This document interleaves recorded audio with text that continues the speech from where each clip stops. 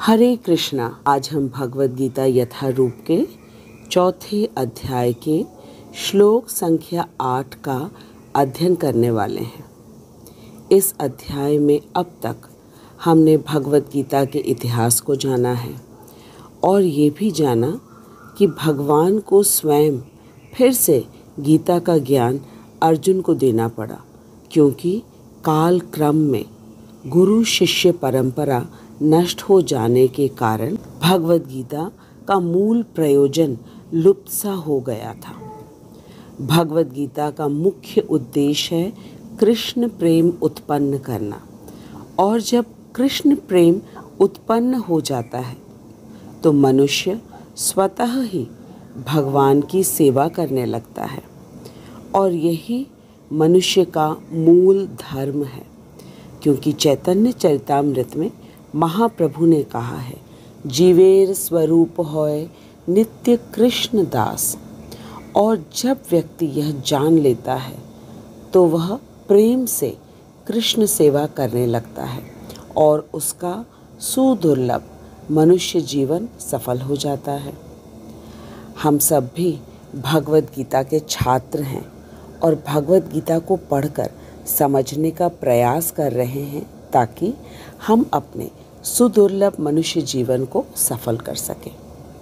पिछले श्लोक में हमने देखा कि भगवान ने अर्जुन से कहा कि जब जब धर्म की ग्लानि होती है, अर्थात पतन होता है, तब तब भगवान अपनी अचिंत्य अंतरंगा शक्ति के द्वारा स्वयं प्रकट होते हैं, क्योंकि अधर्म की वृद्धि को वे सहन नहीं कर पाते। हमने ये भी जाना कि भगवान के श्वास से वेद प्रकट हुए हैं और वेदों में मनुष्य जाति के कल्याण हेतु वचन हैं, और वेदों को जानना और उनके अनुसार जीवन यापन करना मनुष्य का मुख्य धर्म है। और जो व्यक्ति वेदों के अस्तित्व को नहीं मानता, अर्थात जो भगवान को नहीं मानता और उनका कहा नहीं मानता, वही अधर्मी है।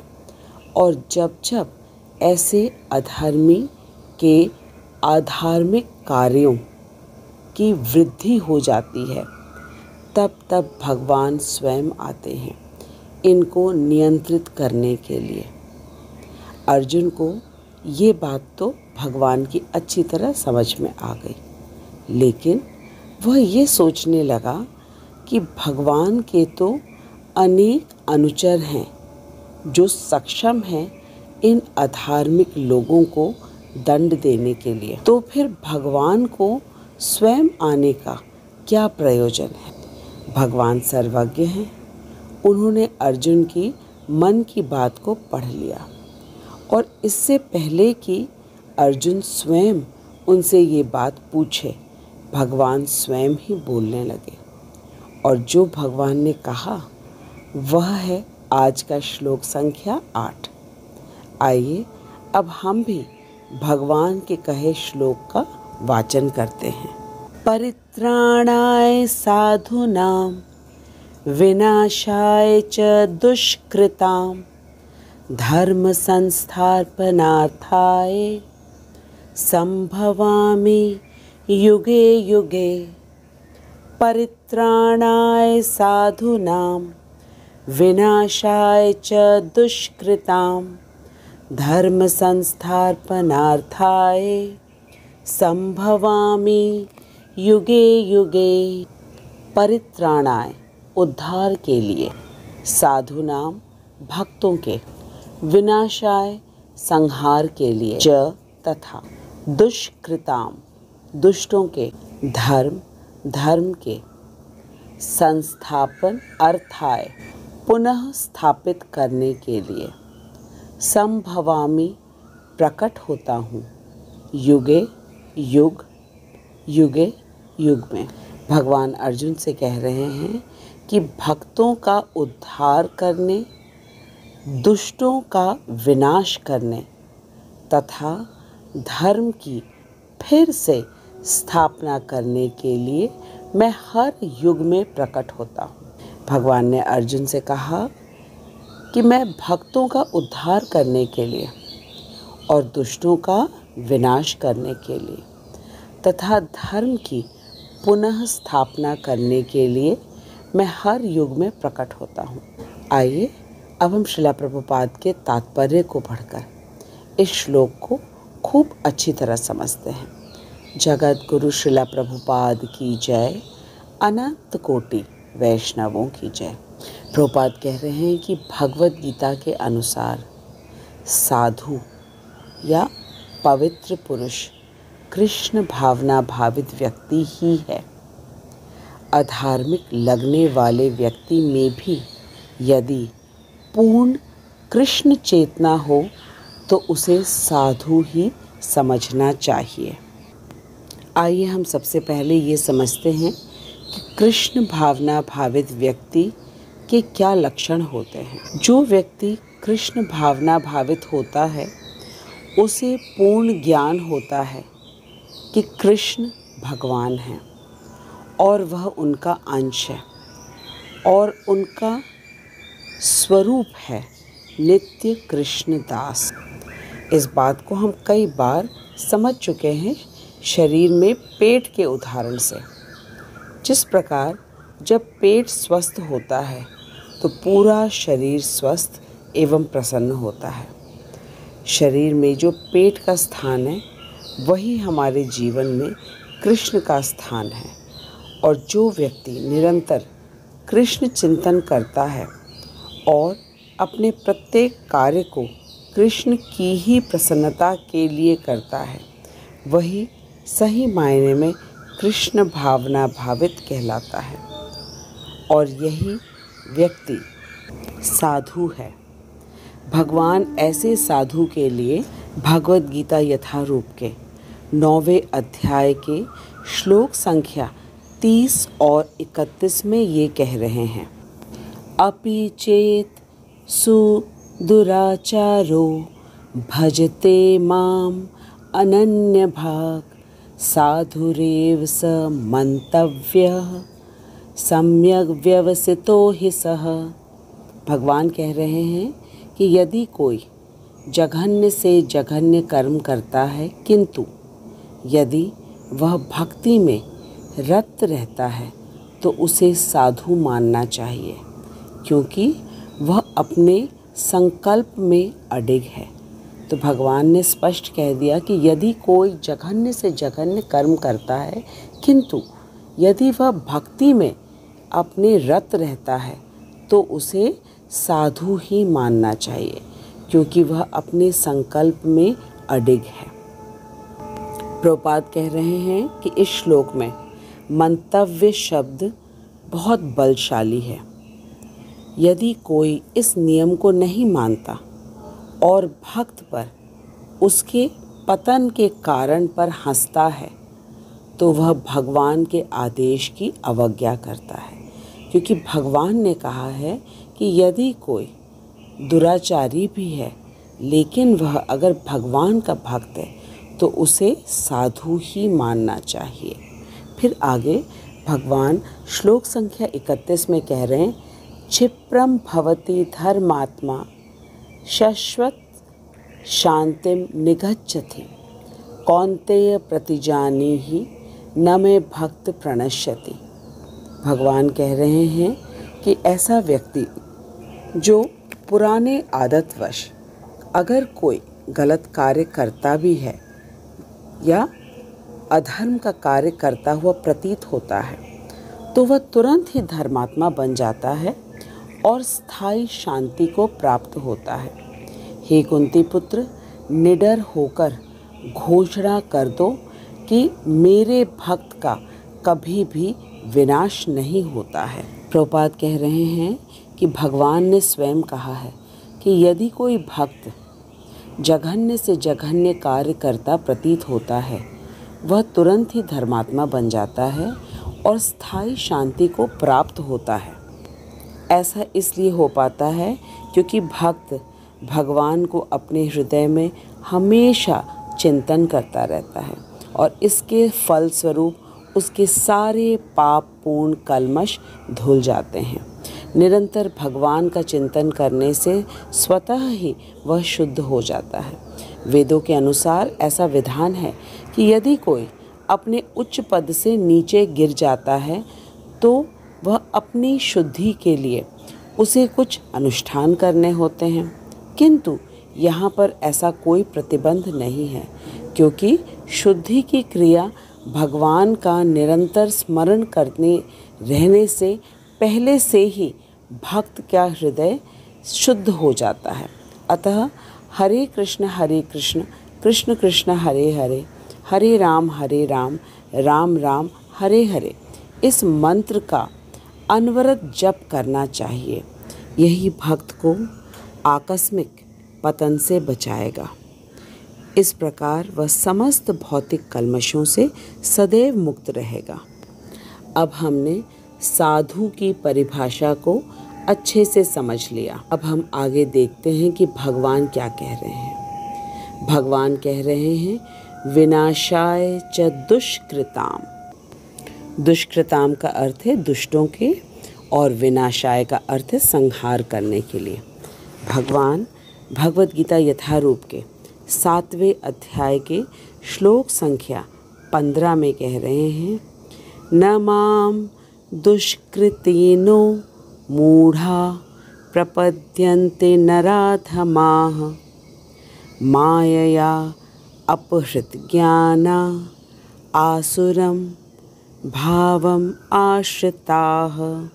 भगवान कह रहे हैं कि जो निपट मूर्ख हैं, जो मनुष्यों में अधम हैं, जिनका ज्ञान माया द्वारा हर लिया गया है, तथा जो असुरों की नास्तिक प्रकृति को धारण करने वाले हैं, ऐसे दुष्ट मेरी शरण कभी नहीं ग्रहण करते हैं। अब भगवान ने बहुत स्पष्ट रूप से बता दिया कि दुष्ट कौन होते हैं, और ये हम सब ने अच्छे से समझ लिया कि कोई भी व्यक्ति सांसारिक दृष्टि से चाहे कितना भी शिक्षित क्यों न हो या आर्थिक दृष्टि से कितना भी सफल क्यों न हो, लेकिन यदि वह भगवान कृष्ण की भक्ति नहीं करता है तो वह असुर ही कहलाएगा, क्योंकि भगवान ने स्वयं कहा है कि उसका ज्ञान माया द्वारा ढक गया है, जिस कारण वह भगवान को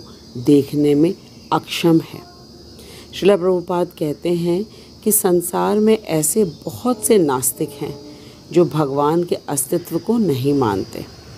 वे भगवान को नहीं मानते और भगवान के बनाए नियम जो कि वेदों में, पुराणों में, भगवद गीता, भागवतम को नहीं मानते हैं।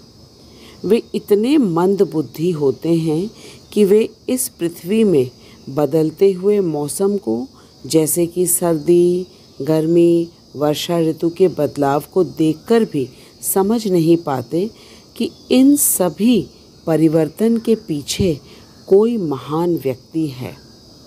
संसार में प्रत्येक मशीन को चलाने के लिए एक व्यक्ति की आवश्यकता होती है, और आखिर प्रत्येक मशीन, चाहे वह गाड़ी हो या हवाई जहाज़ हो या घर में प्रयोग होने वाली कोई भी मशीन हो, जैसे कि सिलाई मशीन, मिक्सी, फ्रिज इत्यादि इत्यादि, कुछ भी हो, ये सब आखिर किसी मनुष्य द्वारा बनाया गया है, और इन मशीनों को चलाने के लिए भी मनुष्य की आवश्यकता होती है। तो जब संसार की साधारण वस्तुओं को चलाने के लिए व्यक्ति की आवश्यकता होती है, तो इस पूरी पृथ्वी में कितने प्रकार के प्राणी हैं। कुछ पानी वाले, तो कुछ उड़ने वाले, कुछ ज़मीन में रेंगने वाले, तो कुछ मिट्टी के नीचे रहने वाले, कुछ प्राणी चलने वाले जैसे कि पशु और मनुष्य, और कुछ एक स्थान पर खड़े रहने वाले जैसे कि पेड़ पौधे या पहाड़। इन सब को बनाने वाला और सबका पालन करने वाला भी तो अवश्य ही एक व्यक्ति है, जो कि सबसे महान व्यक्ति है। श्रील प्रभुपाद हमसे कह रहे हैं कि ये तो कोई कठिन विषय नहीं है समझने के लिए कि समस्त प्रकृति को चलाने वाला निश्चित रूप से सर्वशक्तिमान पुरुष है। जो व्यक्ति ईर्ष्यावश भगवान को नहीं मानते वे दुष्कृताम कहलाते हैं, और जो भगवान को कण कण में देख पाते हैं और सदा उनका चिंतन करते हैं, उनका स्मरण करते हैं, उन्हें साधु कहा जाता है। भगवान आज के श्लोक में कह रहे हैं कि वे दुष्टों से साधुओं की रक्षा करने के लिए आते हैं तथा अपने भक्तों को दर्शन देने के लिए आते हैं, क्योंकि भगवान के भक्त तो भगवान की वृंदावन लीला देखने के लिए बहुत उत्कंठा से उनकी प्रतीक्षा करते हैं। तो भगवान अपने प्रेमी भक्तों की इच्छा पूर्ति करने के लिए आते हैं और साथ ही में दुष्टों का विनाश भी कर देते हैं। प्रभुपाद कहते हैं कि दुष्टों का विनाश भी एक प्रकार से उनकी कृपा ही है, क्योंकि यदि ये दुष्ट भगवान के किसी और अवतार द्वारा मारे जाएंगे तो वे मृत्यु के बाद नरक जाएंगे और वहाँ दंड को भोग कर फिर से इस मृत्यु लोक में 84 लाख योनियों में भटकेंगे। लेकिन यदि भगवान के हाथों ये दुष्ट मारे जाएंगे तो इन्हें सीधे मोक्ष की प्राप्ति होगी और इस संसार के आवागमन से वे छूट जाएंगे। तो ये कितनी बड़ी कृपा है भगवान की। प्रभुपाद कहते हैं कि भगवान में करोड़ों माओं का वात्सल्य है और हम सभी उनकी संतान हैं, चाहे अच्छे हों या बुरे। तो जब भगवान स्वयं आते भक्तों को प्रसन्न करने के लिए अनेक लीलाएं करते हैं और दुष्टों को भी मोक्ष की गति प्रदान करते हैं, तो क्या हम भगवान की प्रसन्नता के लिए भगवत गीता को नहीं पढ़ सकते और भगवत गीता में बताई गई बातों को अपने जीवन में आचरण नहीं कर सकते? आखिर हम सभी किसी न किसी को तो अवश्य ही प्रसन्न करने में लगे रहते हैं, फिर चाहे वो हमारे परिवार के लोग हों या रिश्तेदार हों या मित्र हों या कार्य क्षेत्र में कोई लोग हों। हमारे बहुत प्रयास करने के बाद भी ये तय नहीं है कि ये सारे लोग हमसे प्रसन्न होंगे या नहीं। तो क्यों ना एक बार कृष्ण को प्रसन्न करने का प्रयास करते हैं। और कृष्ण को प्रसन्न बहुत ही सरलता से किया जा सकता है। हमें भगवत गीता पढ़ना है और हरे कृष्ण महामंत्र का नियमित रूप से जप करना है। बस इतना ही करने से कृष्ण हमसे अति प्रसन्न हो जाते हैं। इस श्लोक में भगवान ने बताया कि वे प्रत्येक युग में 3 चीज़ों के लिए आते हैं। पहला तो परित्राणाय साधूनाम, अर्थात साधुओं की रक्षा करने तथा उन्हें अपना दर्शन देकर अपनी लीलाओं से मुग्ध करने तथा दुष्टों का विनाश करने आते हैं। और तीसरा प्रयोजन है धर्म की पुनः स्थापना करने के लिए भगवान आते हैं। प्रत्येक युग का अपना धर्म होता है। सतयुग का धर्म था तपस्या, त्रेता का धर्म था यज्ञ करना, द्वापर का धर्म अर्चा विग्रह की सेवा करना और कलयुग का धर्म है नाम जप करना। कलयुग में मात्र 536 साल पहले चैतन्य महाप्रभु आए थे, जो कि राधा कृष्ण के मिश्रित अवतार हैं और वे भगवान के भक्त के रूप में आए थे और उन्होंने हरिनाम संकीर्तन का प्रचार किया। और महाप्रभु ने जगाई मधाई को मारा नहीं, बल्कि उन्हें कृष्ण प्रेम देकर उनका हृदय परिवर्तित कर दिया। और महाप्रभु के द्वारा आरंभ किया हुआ हरिनाम संकीर्तन को हमारे प्यारे गुरु जगत गुरु श्रीला प्रभुपाद ने पूरे विश्व में वितरण कर दिया, ताकि सबका जीवन सुखमय और शांतिमय हो सके। आज के श्लोक में इतना ही है। अब हम अगले श्लोक में मिलेंगे और जानेंगे कि भगवान के जन्म, और कर्म के विषय में क्या दिव्यता है? कृपया अपने विचार कमेंट बॉक्स में अवश्य लिखिएगा और यदि कोई प्रश्न हो वो भी लिखिएगा। मैं श्रील प्रभुपाद की कृपा से आपके प्रश्नों के उत्तर देने का पूर्ण प्रयास करूंगी। जगत गुरु श्रील प्रभुपाद की जय। अनंत कोटि वैष्णवों की जय। हरिमोहन प्रभु जी की जय। आप सभी को मैं हृदय से धन्यवाद देती हूँ कि आप इतने ध्यानपूर्वक और धैर्यपूर्वक भगवद गीता का श्रवण करते हैं। हरे कृष्णा कृष्ण कृष्ण कृष्ण